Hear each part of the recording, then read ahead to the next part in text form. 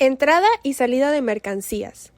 Presenta Vázquez Hernández Valeria Fernanda, Higinio Lugo Yanis Luisa, Segovia Toto Natalia del Mar, Ortiz Rueda Héctor Axel, Roca Delgado Ana Margarita.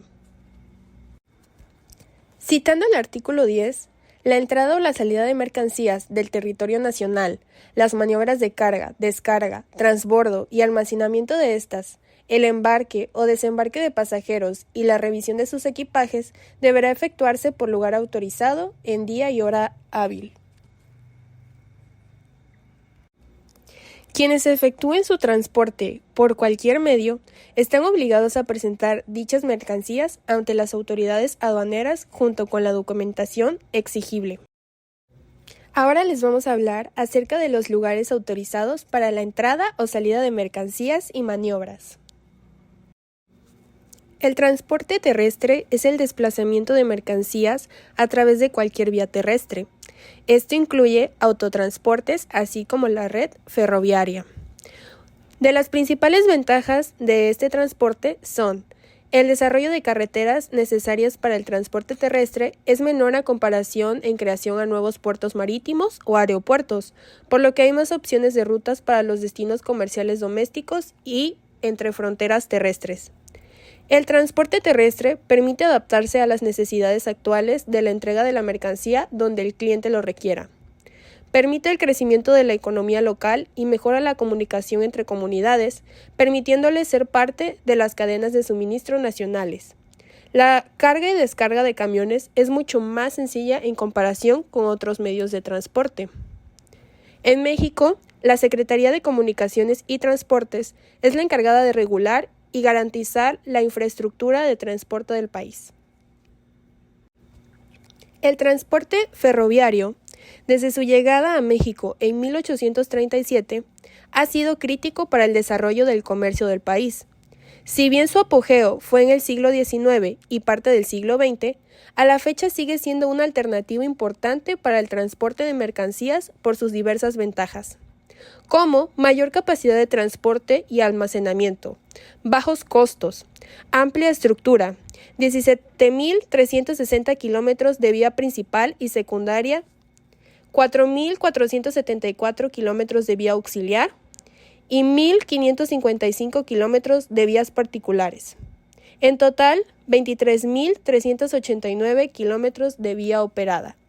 De hecho, existen iniciativas importantes para aprovechar el potencial de este tipo de transporte, como el corredor TMEC. Su intención es crear infraestructura portuaria y ferroviaria desde Mazatlán hasta Winnipeg, además de rehabilitar 167 kilómetros de vías de ferrocarril en el territorio. El transporte ferroviario, desde su llegada a México en 1837, ha sido crítico para el desarrollo. El transporte marítimo permite trasladar el volumen más grande de mercancías a mayores distancias que cualquier otro medio de transporte. De hecho, el intercambio comercial internacional se realiza principalmente por este medio. México tiene puertos de altura, que atienden embarcaciones, personas y bienes de navegación entre puertos nacionales y puertos del extranjero. Se encuentran tanto en el Océano Pacífico como en el Atlántico. Los barcos grandes y pesados pueden cargar y descargar sus mercancías. Por ejemplo, los buques, utilizados para transportar petróleo crudo desde pozos mexicanos hacia otros países. El tráfico aéreo de entrada y salida de mercancías implica el transporte de bienes a través de aviones, tanto en direcciones de entrada como de salida en una región o país. Este método de transporte es especialmente rápido y eficiente para los envíos urgentes o productos perecederos. El tráfico fluvial de entrada y salida de mercancías implica el transporte de bienes a través de vías navegables, como ríos y canales. Este método logístico es común para el transporte de mercancías a granel, materiales pesados y productos que no tienen restricciones de tiempo. El tráfico postal de entrada y salida de mercancías se refiere al movimiento de paquetes y mercancías a través de servicios postales, tanto en dirección de entrada como de salida en una región o país. Esto incluye las autoridades aduaneras. A petición de la parte interesada, se podrá autorizar la entrada al territorio nacional o la salida del mismo de mercancías que por su naturaleza o volumen no pueden despacharse conforme a lo establecido en el párrafo anterior, o bien, por eficiencia y facilitación en el despacho de mercancías, así como los demás del despacho sean prestados por el personal aduanero. Depósito de mercancías. Es el almacenamiento de mercancías de procedencia extranjera o nacional en almacenes generales de depósito. ¿Quién autoriza? Deben de estar autorizados por las autoridades aduaneras y prestar este servicio en términos de la Ley General de Organizaciones y Actividades Auxiliares del Crédito. ¿Cuándo se efectúa? Este régimen se efectúa una vez determinados los impuestos al comercio exterior, así como las cuotas compensatorias. Las mercancías se pueden extraer total o parcialmente para su importación, pagando previamente los impuestos, contribuciones y cuotas compensatorias, actualizados al periodo que va desde su entrada al país hasta su retiro del almacén. Incluso se pueden optar por retornarlas al extranjero mediante tránsito interno. Las mercancías que estén en depósito fiscal podrán ser motivo de actos de conservación, exhibición, colocación de signos de identificación comercial, empaquetado, examen, demostración y toma de muestras. Mercancías en depósito fiscal. ¿Cuándo pueden retirarse? Si son de procedencia extranjera, serán importados de manera definitiva, mientras que si son de procedencia nacional, serán exportados. Si en algún momento un beneficiario se excluye de esta regulación, las mercancías de este origen deberán ser devueltas al exterior o las mercancías de origen nacional deberán ser comercializadas. Importados temporalmente de empresas que cuenten con el programa IMEX. El programa IMEX es una herramienta de promoción de exportaciones que pueden utilizar las empresas que importan temporalmente bienes y realizan procesos industriales o de servicios con el fin de producir, procesar, reparar y o prestar servicios de exportación donde se realizarán pagos, derechos generales de importación, IVA y cargos y compensatorios si corresponde. Los beneficios que tiene este programa es que permite la venta temporal de mercancías con diferimiento de derechos generales de importación, IVA y en su caso compensación, siempre y cuando el titular realice actividades comerciales o procesos de servicios necesarios para la. Asimismo, las mercancías podrán almacenarse durante el tiempo que el particular considere necesario, siempre que exista un contrato de almacenamiento y se pague la tarifa por el servicio. La autorización adicional del establecimiento de depósitos fiscales se refiere a la exposición y venta de mercancías extranjeras y nacionales en puertos aéreos, internacionales, fronterizos y marítimos de altura, comúnmente conocidos como duty free. En este caso, las mercancías no se sujetarán al pago de impuestos al comercio exterior y de cuotas compensatorias, siempre que las ventas se hagan a pasajeros que salgan del país directamente al extranjero y que la entrega de dichas mercancías se realice en los puntos de salida del territorio nacional, debiendo llevarlas consigo al extranjero. Y cuando la venta se haga a los pasajeros que arriben al país directamente del extranjero en puertos aéreos internacionales, y dicha venta, así como la entrega de la mercancía, se realice en los establecimientos autorizados conocidos como duty free, siempre que se trate de las que comprenden el equipaje de pasajeros en viajes internacionales.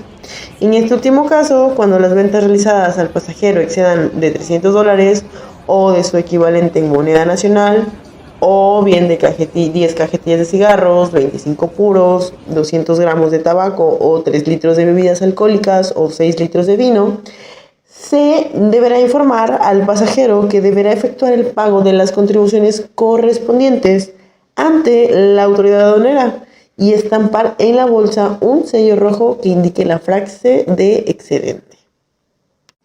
También autoriza locales destinados a exposiciones internacionales temporales de mercancías y a someterse al proceso de ensamble y fabricación de vehículos a empresas de la industria automotriz terminal.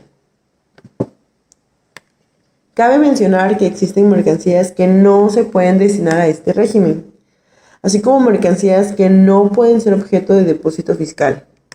Por ejemplo, armas, municiones, mercancías explosivas, radioactivas, nucleares y contaminantes, así como precursores químicos y químicos esenciales, o los diamantes brillantes, rubíes, zafiros, esmeraldas y perlas naturales o cultivadas, o las manufacturadas de joyerías hechas con metales preciosos o con las piedras o las perlas mencionadas, como relojes, artículos de jade, coral, marfil y ámbar.